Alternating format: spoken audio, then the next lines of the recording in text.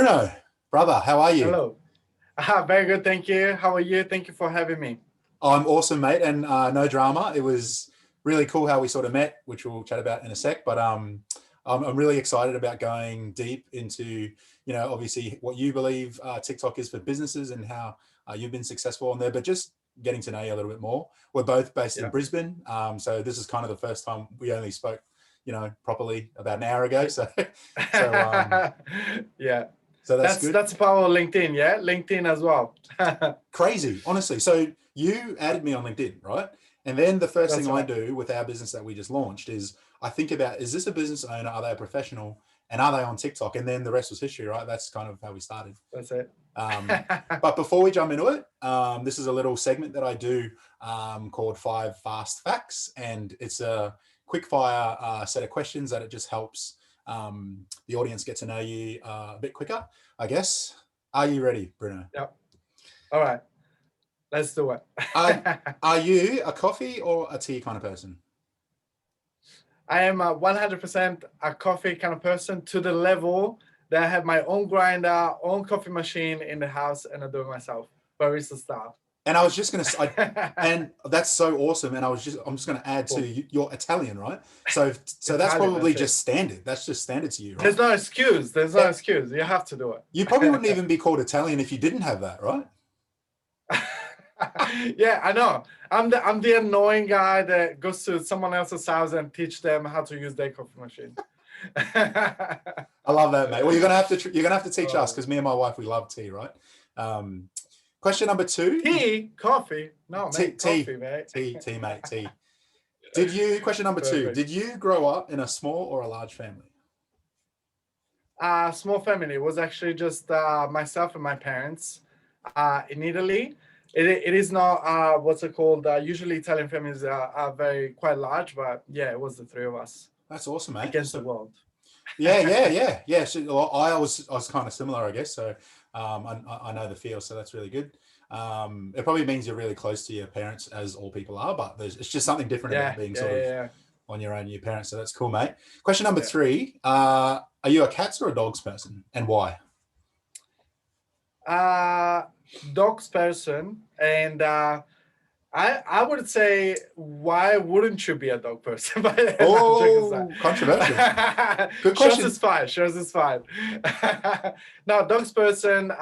Grew up with dogs when I was little as well, and I don't know. I do like the loyalty factor, and how you play with them and everything. So yeah, that's it. Very good. And when you come home from work, I suspect, I don't know, we have cats, but they just love seeing you when you get home. Excited. Yeah, excited. They're all excited always.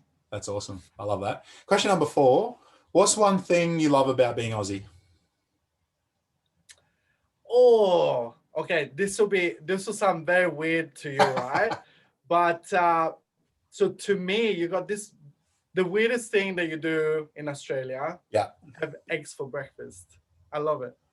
So for me, as soon as I became actually Aussie, like for me it was like the breakfast, eggs, bacon, and the big breakfasts, avocado and all that. Love it, amazing. And I don't know many Italians that do that. So in Italy we have cappuccino e cornetto, which is like a croissant.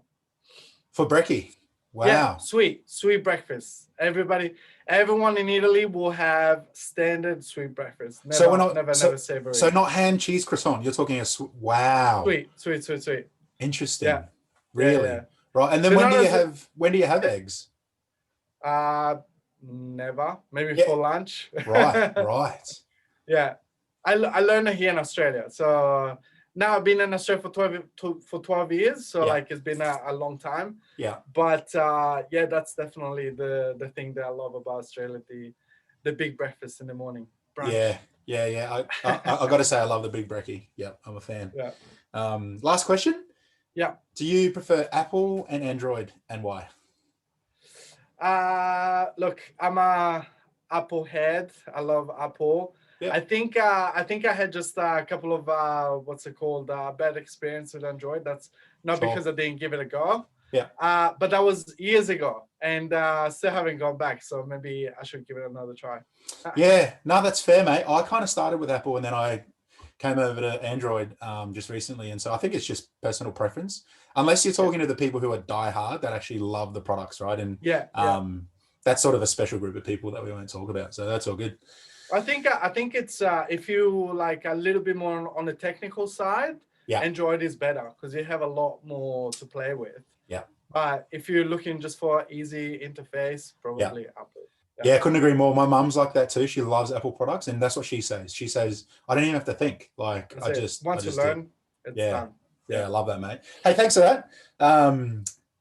Yeah, not sure about the coffee thing, but that's all right. We can talk about that. Cultural differences. That's it. Yeah. No, that's cool. But look, before we go into TikTok, I just want to get a bit of an origin story, I guess. We'll just spend a couple of minutes talking about, how you got to the point where you are now. But basically, Bruno is a businessman and the owner of Merlai. Yeah. So a brand that specializes in custom-made menswear based out of Brisbane, Australia. So Bruno's first introduction to the world of tailoring happened in Florence, Italy. And his teacher was Nonna Esther Merlai. Yeah. Which gives the name to the custom-made menswear brand that he's a proud owner of today. He also has a degree in marketing and has been able to grow an audience close to 10,000 followers on TikTok in less than a year. Like I think we were talking before we started recording. His first post was in September last year, which is crazy, right? That's right. So yeah, look, thanks for being on the podcast too, and maybe just give us like a couple of minutes about like how you started off sort of your career, and then how you navigated that to launching your own business as a custom-made menswear brand. Look, I've when I first came to Australia, I was an accountant. So I was an accountant, really? Came to Australia, and sort of was looking for a little bit of I guess a different lifestyle.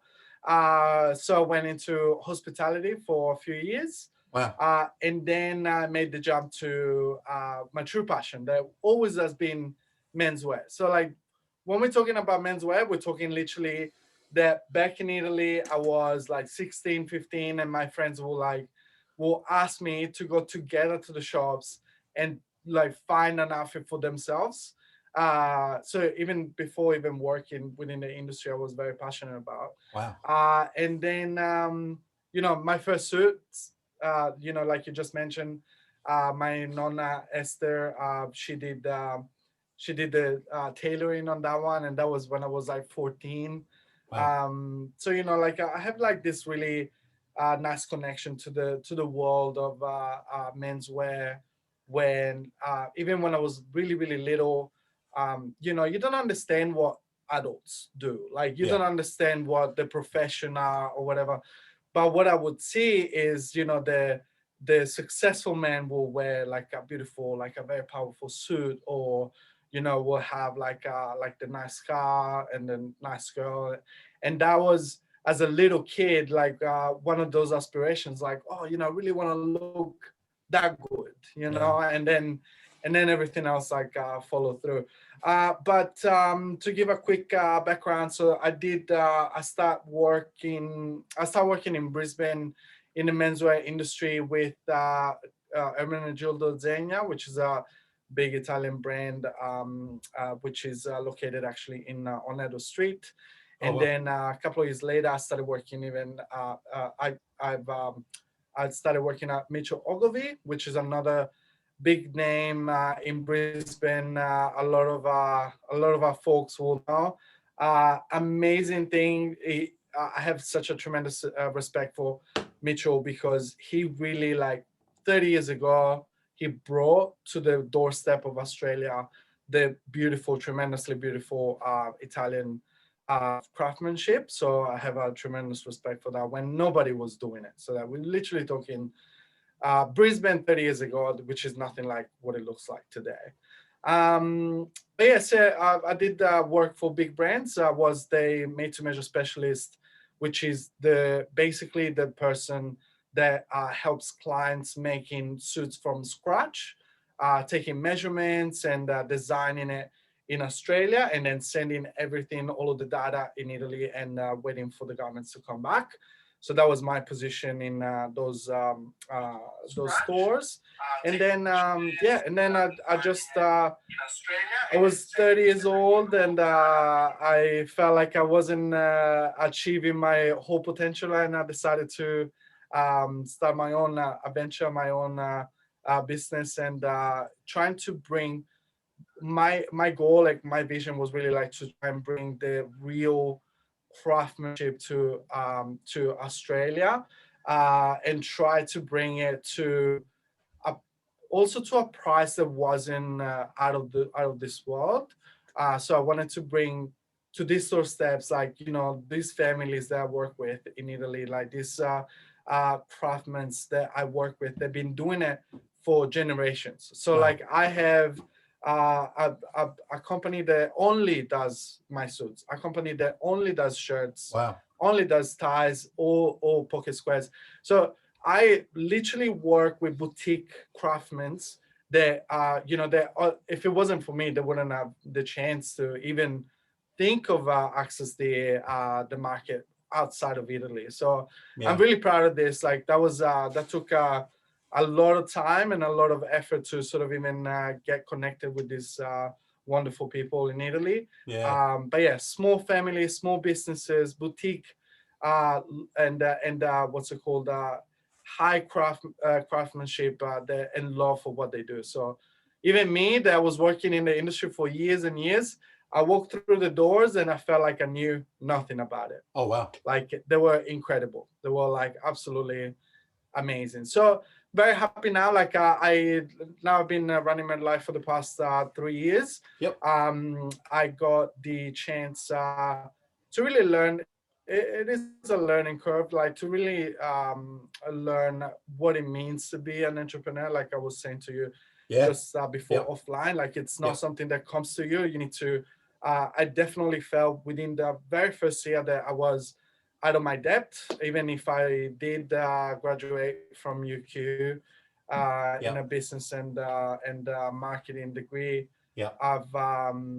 I did see like the real life is very different. You need to be your open mind. You need to open your mind to different to grow and to learn, and you know, something that wasn't prepared like the very first year that I started with. Yeah. But yeah, now we here.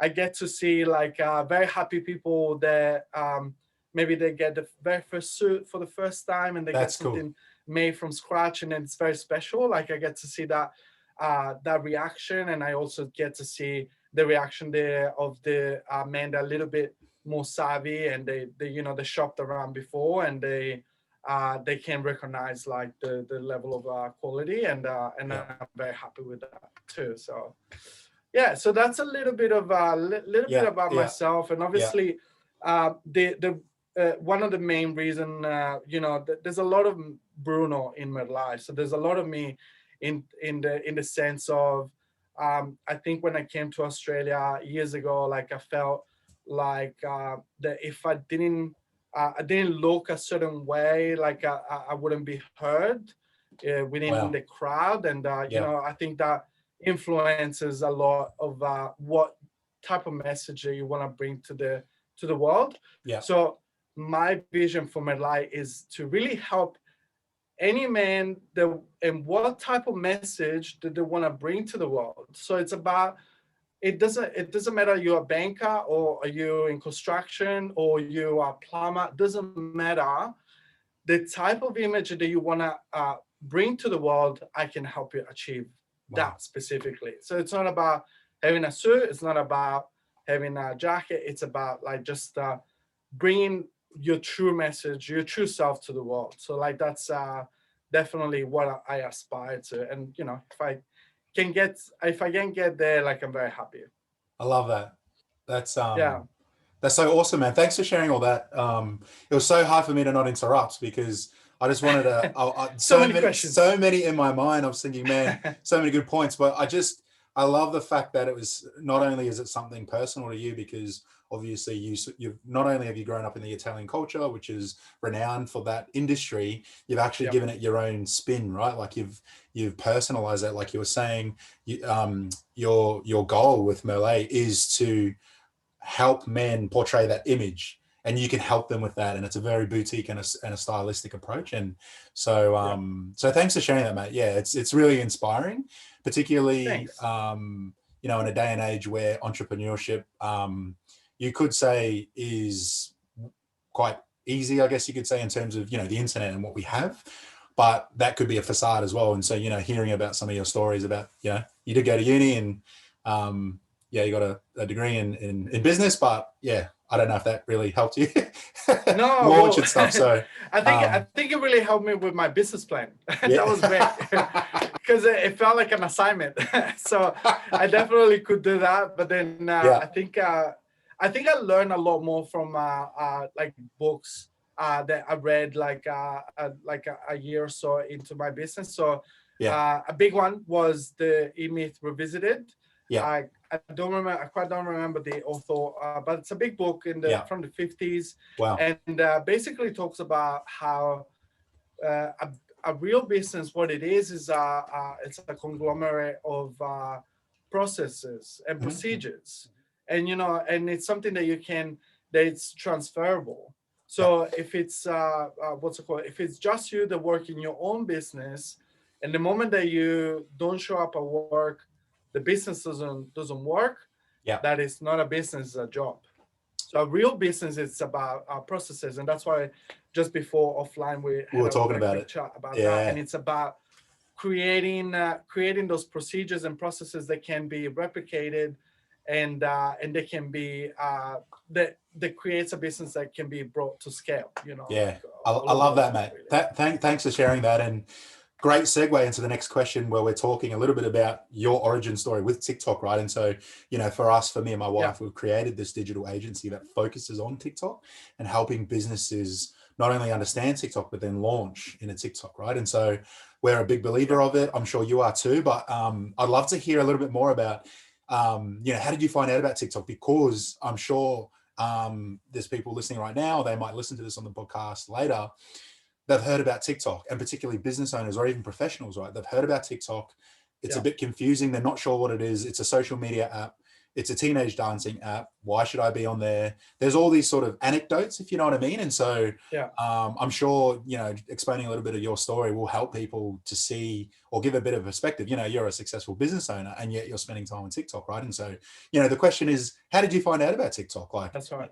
Friend, family, colleague, coworker, like what was that process until you posted your first video? Look, I've discovered TikTok around the time when COVID was hitting hard in the world. So that was probably around April last year. When and it was very confusing for me as well. So I'm 37. Yeah. Was extremely confusing. I was like, what is this platform? What does it do?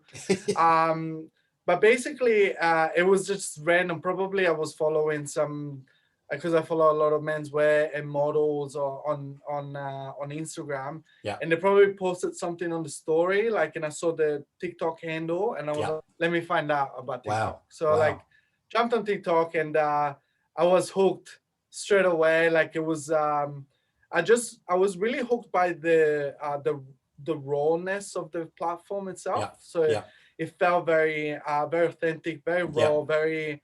I'm just grabbing my phone and talking to my phone. Yes. So it felt like a lot, very very much so. Yeah. And also, I don't know if you remember, but a few years ago there was another platform that was called Vine that was bought by Instagram. And I was a Vine head. I used to love Vine. It was very funny. So it was the Vine was like a 7-second max videos. Yeah. And the accounts I was following, it was purely for fun. It was like skits and things like that, like comedy skits and things like that. Yeah. That within the 7 seconds they get a laugh out of you. So I really like Vine, and you know, like, and I was like, oh, TikTok. Yeah. Basically, I'm more modern Vine, and you know, I was very excited. But yeah, so that's what brought me to it. Like that's how I found out about TikTok, and then for me to post on TikTok was a little bit of a gap. It was a few months there.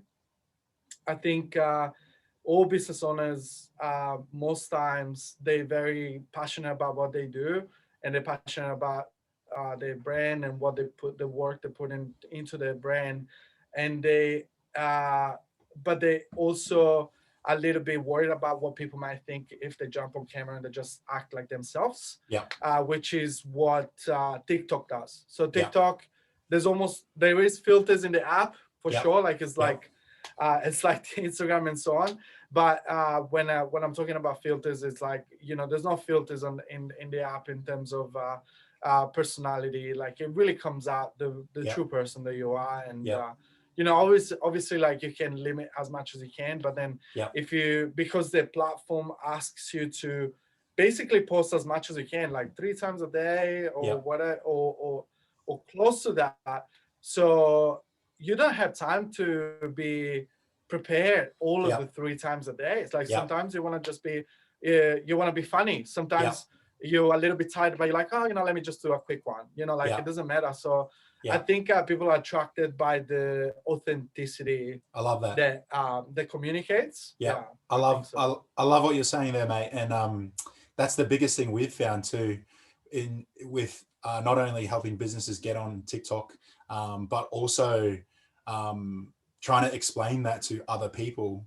Why is it different to Instagram? Why is it different to Facebook? Why is it different to YouTube? You nailed it on the head, that not only the authenticity part, but because the platform is so accepting insofar as the quality of the video. So like you were saying, you literally can just do 3 videos while you're at work. When you get an idea, you literally just get out your phone, you look at your phone, and then you just start talking, right? Like you can literally do that. Whereas with like a YouTube or an Instagram, you need like a videographer. You need to spend thousands of dollars to like post edit. And there's nothing wrong with those things. Like they're still beasts in their own right, but it's the time and it's the money that's spent in there, right? And so for business owners, right, like yourself, it's very easy. You've got your phone on you. It'll literally take you 5 or 10 minutes to whip up a video and it's posted. You can do that 3 times a day. That's right. Yeah. And I mean, there's also like there's strategies around it, and there's actually there's channels on TikTok that will help you like sort of like come up with that content, because I think especially at the beginning it feels very daunting to come up with the content. Yeah. Even if I actually before an interview like last night, I was like checking out my first posts, and it felt like so cringy. Like I was like, I didn't know what to do, like I didn't know what to do in front of the camera. So I think it's really about just do it. Like just put it out there. You get better. So it's not about being perfect from day one. It's about like in anything in business, if you wait to be perfect, you're not going anywhere. You're gonna wait years. So it's about doing, not waiting for it and thinking about it. I love that. Yep. Action over perfection, mate. I love that. You just spoke into. That's right. So That's many. Right. So no, that's so awesome. And I love what you're. Go for it, my friend. Thank you, mate. I was just going to say, I love how you spoke about, when you first posted a video, trying to think back, what would you recommend to, like, I think you've already spoken into it, but what would you recommend for anyone who's listening or watching, thinking about, I want to check TikTok out? Like, what would you recommend to them in terms of posting a video? Like, just in terms of as a business, or as a business, definitely as a business. Yeah, remembering back to when you first started and then where you are now. Well, I think what's it called? As a business, you need to think also why you want to be on TikTok. So like you need to think is it what it's gonna bring to your business. So for me, for my specific experience, it wasn't about making a sale like within a week or like the next day. It was more about to create some sort of like a form of authority in the market, because I knew that I had so much to give in terms of information and in terms of like education within the menswear industry, that I wanted to find a way to just channel it and sort of like put it out there. And I think that was like TikTok is sort of like forces you to do it, and to do it in a very concise message, like, because most times, like, you don't want a video to go over 8 seconds. Yeah. And it forces you also to create it in an appealing way. Like, it Yeah. makes you think from the perspective of the client, of the customer. Yeah. What is of value for them? What is Yeah. it of value? So Yeah. is it, so let's say myself, like, you know, just to put an example, I do incredibly beautiful craftsmanship, suits and beautiful things. What is the value of for them? Is it Yes. is it the handmade, like the hand stitching? Is it of value for me to tell them? No.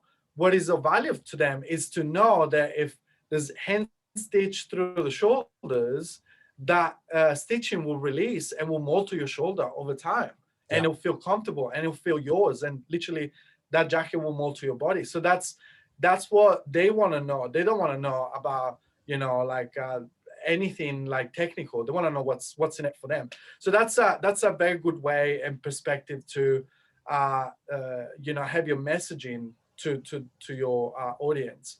But then beside all of the actual approach to communication and so on, Yeah. it's also like what another biggest problem for me is to know how would the people perceive my brand. So once I was on TikTok, Yeah. you know, like a very big fear for me was for them, you know, to perceive my brand and demote it from the level of quality that it really is. Yes. But I think you know, like because, you know, like a lot of luxury brands, like they're very like aesthetic and beautiful and everything is perfect. And but I think you know, we live in a world like with especially after COVID, like, you know, that everyone is real, you know, like people miss their families, like people that can visit the people they most love in the world, like or you know, people they don't get out to meet people. So you are in a world of realness.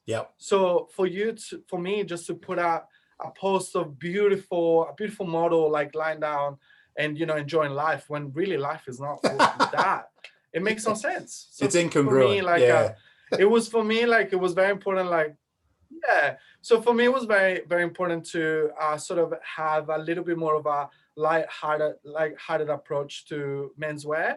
And also what's it called, being very aesthetic. It wasn't really me, it wasn't really Bruno. And I always felt this on Instagram and Facebook, that I needed to be restricted to be like very like aesthetic and very like model like. And in TikTok, I can be myself. Like, I wanted to be a little bit more creative, a little bit more fun. And so these are all reasons, you know, like for a business to be part of the platform. But then at the end of the day, what's it called? My other personal experience is to really get to know your audience. So the people that follow you on TikTok, they're not scared to comment on your video. Instagram, they'll be like, oh, you know, good look, cool jacket, whatever, you know, follow me. They'll be like, cool jacket, follow me. Versus TikTok, they'll be like, oh, mate, you have like your sleeves are too long, or your pants are too short. It's so true. You know, I remember, like I promise you, I remember, because yesterday I went through the videos, and one of my most viral videos was about my pants being too short. And it was an answer to a comment that, you know, someone said that. And I was like, I did it on purpose. Because, you know, like I wear no socks with my shoes. And, you know, the pants need to be like a certain length for me to wear, to pull out that style. And sometimes I wear it with sneakers, which is a little bit higher. So the hem needs to be shorter. So, but it's cool because you get to answer your audience. It's going to be like, it's going to give you comments, sometimes negative feedback, but it's good to have, because you connect with them, and then you get the chance even to reply and to be like, look, I did it on purpose. You know what I mean? Like it's very good. I like that. And you know, if business is looking to connect with the audience, it is definitely the best way, because there's no filters. No, mate, thank you so much for you just answered so many objections that when I talk to business owners, the number one objection, right, is my client is not on TikTok. That's the objection, right? And it's not so much, I think they're approaching it from the wrong way. You know, the question, I think their objection is like, oh, it's a bit too hard. I don't know what it is. But I love what you said, that your approach is not to get sales within 1 week. It's about being an authority in the menswear industry, right? And so I love what you said about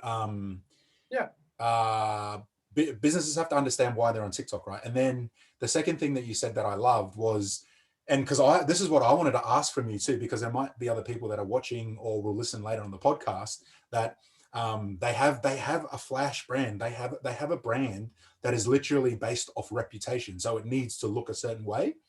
And so suits is a perfect one, right?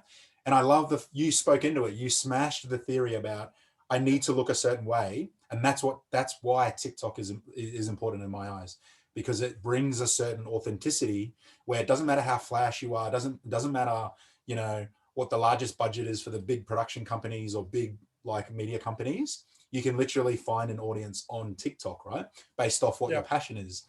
And so I just love what you said, that even though your label, right, your brand, your industry is supposed to have a certain look, you went on there for different reasons, and you've found a community and an audience, right, which is growing, that you're getting feedback on, is this the right thing to do? And you're educating them at the same time, right? So everything you just said was just awesome. I love it. Well, I was gonna say at the same time, like big companies and big corporations, they pay thousands of dollars to have that market research. Yeah. And all of a sudden you can actually have a one-to-one, and you talk to your as open as you want with them. Like, I think it's that is very important. And then to answer, but my customer is not on TikTok. Yeah. Well, right now, like that is Gen Z is like the people that I'm talk. Yeah.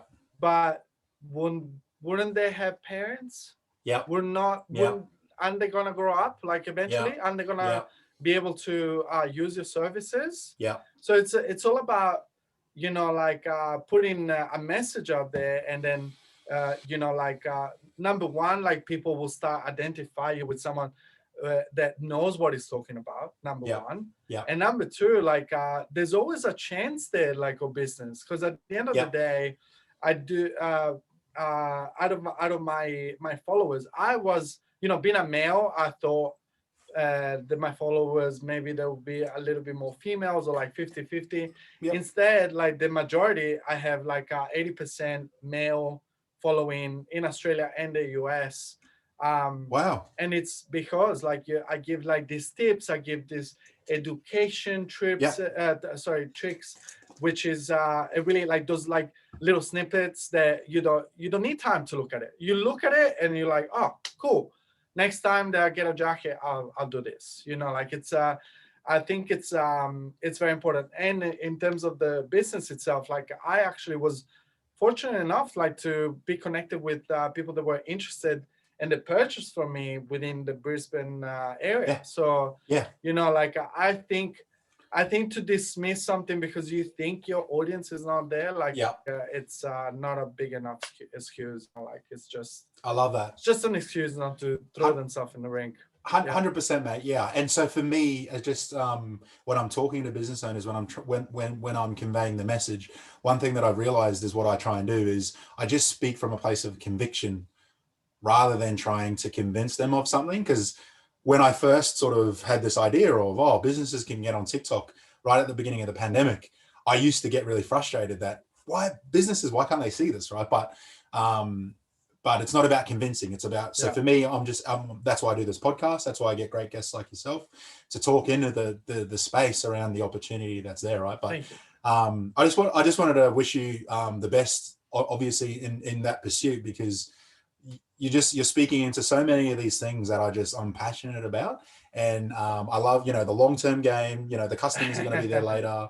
It's about community engagement, like authenticity. You're speaking my language, mate. So I wanted to thank you for that. But then the other thing too, while you were talking, Correct. you might have noticed that I was looking down at my phone. I actually found one of your viral videos that I think we should pull up. I think we should just pull up so we can just embody and actually see what you're talking about, right? It's the one where I think it talks about oversized shoulders. Do you remember that one? Okay. All right. I don't know. Put it. Is that okay, or should we just go into the other profiles? Yeah, go for it. Okay. Go for it. No. It's fun. It's fun. Let's do it. Let's do it. Let me see if I can get this thing. Let's have the cringy moment.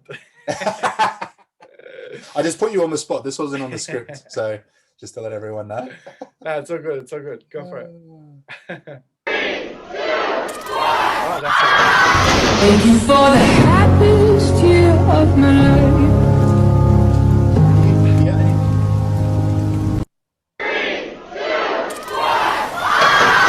Thank you for the happy.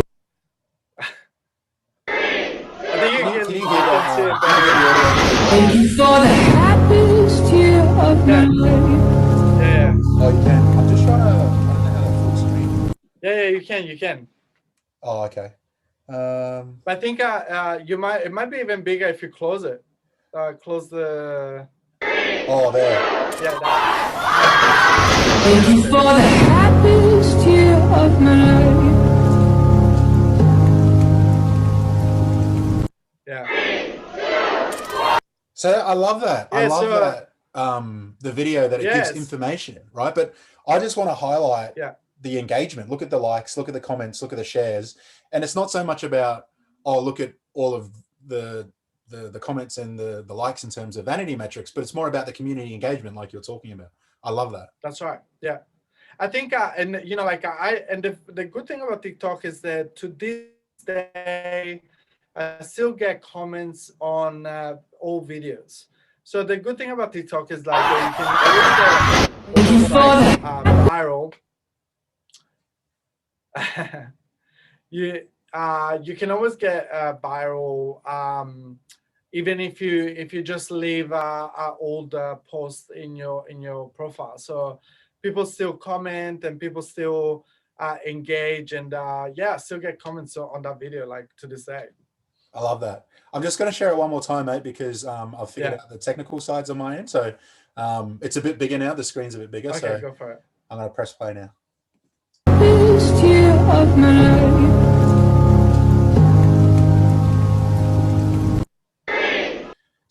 So just a bit of technical sort of background. How long did it take you to make that video? Probably like 5 to 10 minutes, because I shoot on the platform. So like I don't pre-shoot on my camera, because there's many ways to do it. Some of the bigger accounts, they probably like shoot on good cameras, DSLR, whatever it is, and they go on editing software and make it look amazing. Myself, like I'm a little bit raw on that end. I prefer just to be out there and something. So I shoot directly on TikTok. So I shoot on the platform and I save my videos in there, and that gives me the chance also to come up with the actual content or captions later on. I don't have to like come up with everything about the video itself. Like I can sort of like wing it later. No, I love that, mate. So 10 minutes on average, like for editing. And so quick for busy business owners. Everyone has a phone; they can just whip it out, right? And if you get an idea, you just make a video. Like I've just got your profile up here. Like these are all hints and tips, right? How to get the cheapest suit. You're not selling anything. You're just showing your personality through your brand, right? Oh, Did you know tailoring secrets? See, then you've got some audience engagement. When I wear sneakers with a suit, like it's just really. Play that one. I'll play that one. Yeah. Where's that one? I think I think it was this one. Oh yeah, we can play that one. Cause I see you trying, subliminally trying. Very nice. I like that's a bit of a I like doing that, but I've heard So- people say they don't like to mix it, right? Yeah, fair enough. Yeah, but yeah. Here's a sneaky So one. yeah, no, I think. Oh yeah, there you go. Call the cops. No. What do you mean no? I mean no. You want to hear it in Spanish? No. Oh, that's great. Yeah. So I mean, the for businesses to like sort of really post something on TikTok and be have a good chance to be viral, or like to have a good engagement with the people, they sort of like need to use what worked for me is to use like popular sounds. So like Yes. TikTok, there will be like sometimes a certain sound that it's more popular than other ones. And you sort of like, if you catch that sound at the beginning of the trend, Yes. you get a lot more chance to be popular. Yeah. And then I myself don't follow the actual dances that go with the sound. I do Yeah. more, Yeah. my own spin and sort of like my own suggestions on what you meant to do or not. Yeah, like tips and tricks and things like that. I love that, and I'll just ask the question, and you've already answered it. But basically, you don't do any dancing. You basically find the trending audios, but then you overlay your message, your brand, right? So that you don't do any dancing, basically, right? That's Because right. I'm sure Yeah. the reason I asked, right, is No. because there's a lot of business owners that'll say, "Oh, I need to dance," right? Whereas I look through your profile, you don't do any dancing. Yeah. No. For me, it's if the trend is sort of easy enough for me to do, like I might give it a go. Yeah. But I think it's for me, it's all either captions or talking in the video where I give the tips and tricks. Yeah. So that's at least what I try to do the most. Mate. Yeah. Love everything you're doing on TikTok. Thanks so much for catching up with me today. Just as any final or closing remarks, if anyone that is watching this or listens to the podcast later, if they want to actually get in touch with you, what's the best way that they can reach you?